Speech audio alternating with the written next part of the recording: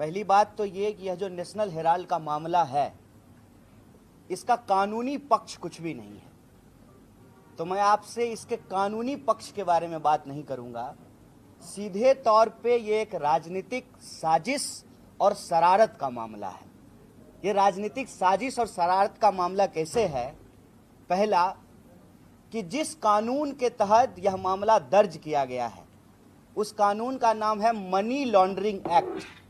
Money laundering act उस case में लगेगा जिस केस में कहीं कोई पैसे का लेन देन हुआ हो। इसमें पैसे का कोई लेन देन हुआ ही नहीं है।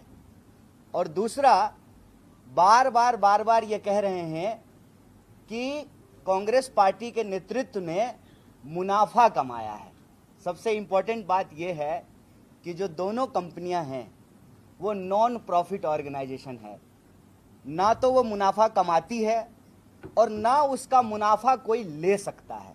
कोई भी उसका डायरेक्टर हो जाए, 1 रुपया जो है उस कंपनी से कोई ले नहीं सकता है। और तीसरा, कह रहे हैं कि हजारों करोड़ की संपत्ति का मामला है।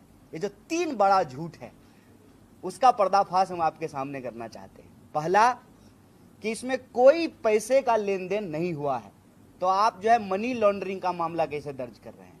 दूसरा, डायरेक्टर चाहे कोई भी हो, कोई भी डायरेक्टर उस कंपनी से कुछ भी नहीं ले सकता है, उसकी संपत्ति को कोई बेच नहीं सकता है, वो संपत्ति एज इट इज रहेगी।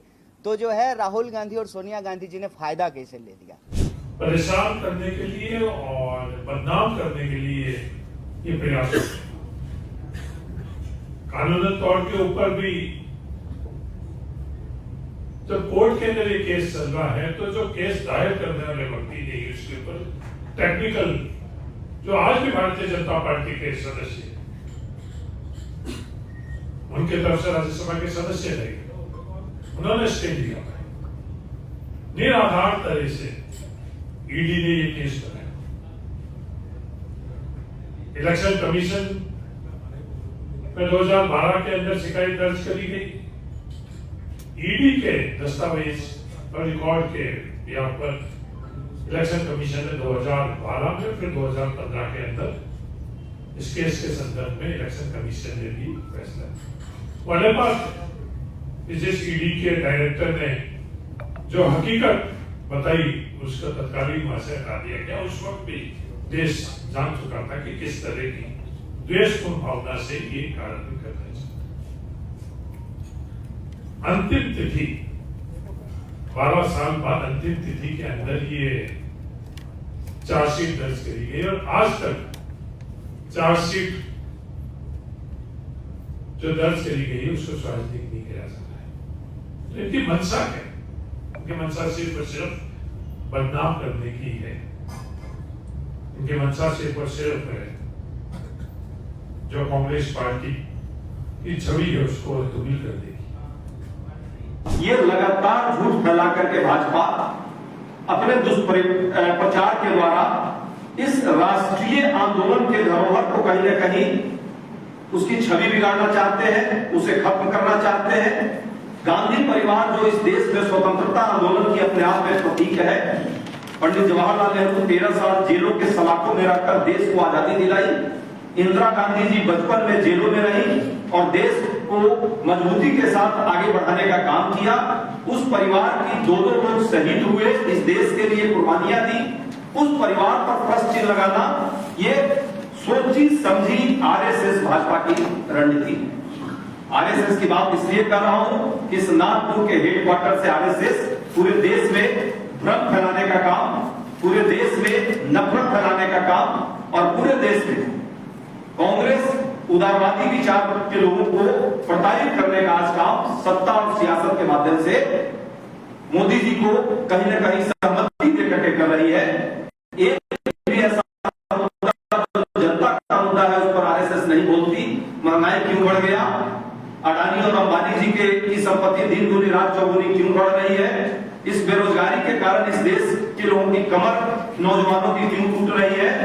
पर जब भी भ्रम फैलाना होता है, झूठ फैलाना होता है, या प्रधानमंत्री द्वारा जो एक प्रधानमंत्री प्रताड़ित योजना चलाई जा रही है जो विपक्षी साथियों के छवि को बिगाड़ने के लिए, उनके छवि को धूमिल करने के लिए इस देश में प्रयास किया जा रहा है, उस पर आरएसएस अपनी मौन सहमति देती है। नेशनल हेराल्ड की संपत्ति नेशनल हेराल्ड की रहेगी, न जमीन को बेच सकते, न बिल्डिंग को बेच सकते, न उसमें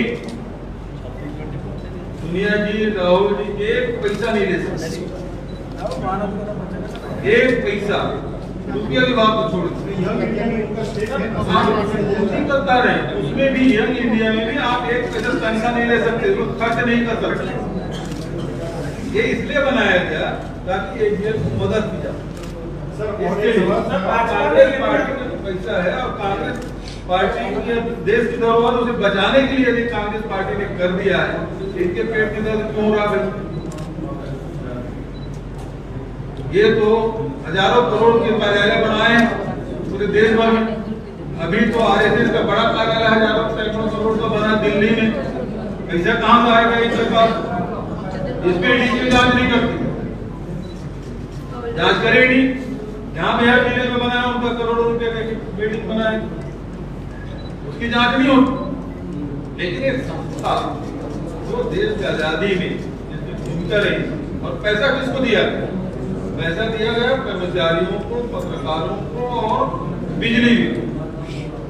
किसी भुगतान के लिए जाएगा सारे जीपीएच में हुए, तो पैसे का लेन देन हुआ नहीं है तो इन्फोर्समेंट डायरेक्टर काम क्या है? मनी लॉन्ड्रिंग हुई नहीं। और 2015 में ईडी ने पहले केस बंद कर दिया इसी सरकार, और इलेक्शन कमीशन में भी इसको खारिज कर दिया था। फिर से खोलने की जरूरत, और अभी तक किसी को नोटिस नहीं मिला है।